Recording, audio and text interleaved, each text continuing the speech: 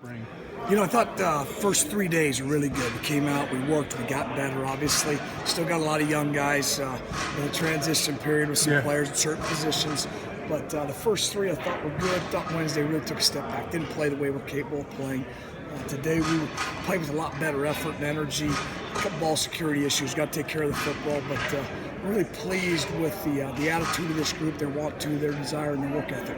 Sitting back there, you and Coach Mack just looking at the quarterback group, what's that like to just, I know that there's a lot of development and stuff that still has to happen, but just the ability to see that, how exciting is that?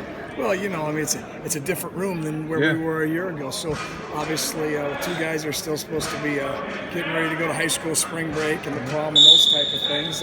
Those guys just moving real fast for. Luke's been in the system before, so he's was with us last season, so he's a little bit ahead. And then Austin's done a really good job, a veteran guy, and really pleased with the extra things they've done on their own, especially those young guys and then the older guys setting an example and being a really good role models, because you talk all the time as a coach about what it takes to play at a very high level, but when they see young players, see guys that are older than them, how they work to prepare, it sets a very good example. Really pleased with that. How much of the ball security issues are just getting used to taking snaps on the center?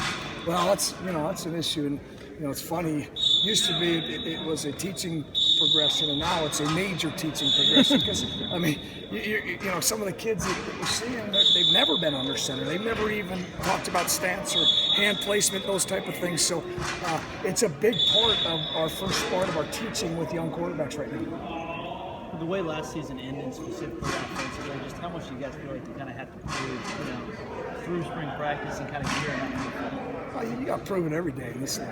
Our guys, they know this is a great football league, and they get the opportunity to play at the University of Florida. You're going to play against the best teams in the country, and if you don't play well, you're going to get exposed.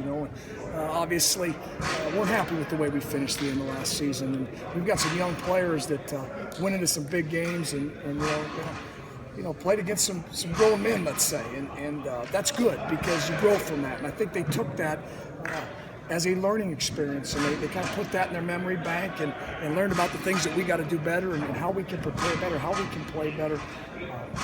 Really, like I said again, their focus and their want to. They haven't had a little taste of it now.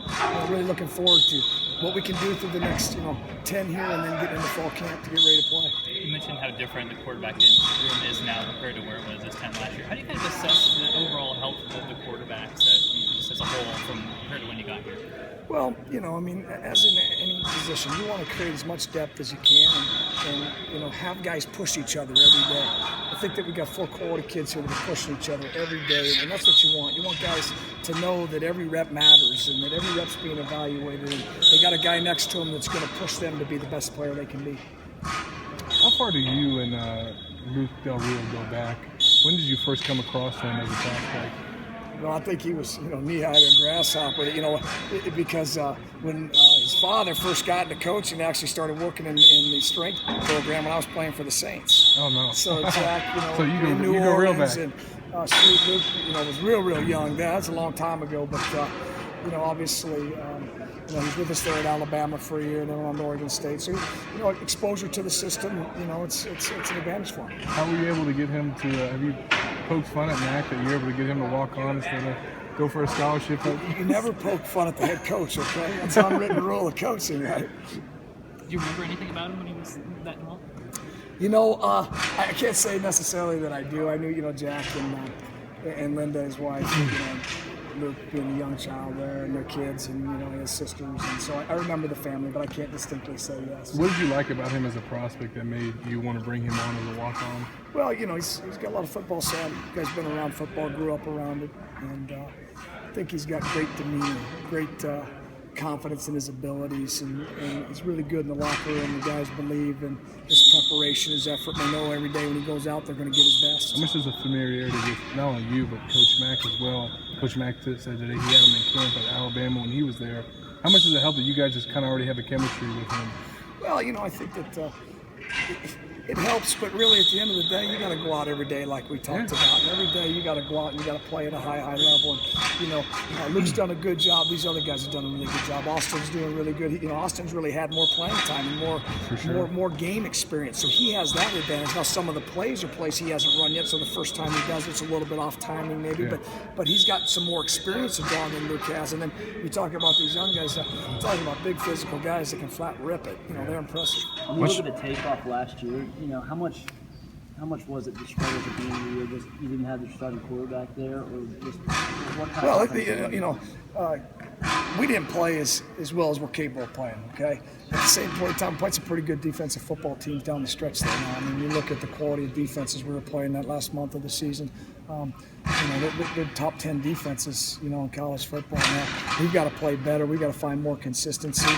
But hopefully these young guys being together again, and you look, we lost a couple guys, but these young guys up front that played last year, you go into a bowl game and start 3 true freshmen in the offensive front. I don't know many teams that do that this late, and play against a quality opponent like Michigan. It's hard to do. So those, young kids, obviously we're without Tez right now, and love to have him, but that's special when those guys play at that age. You don't see that every day.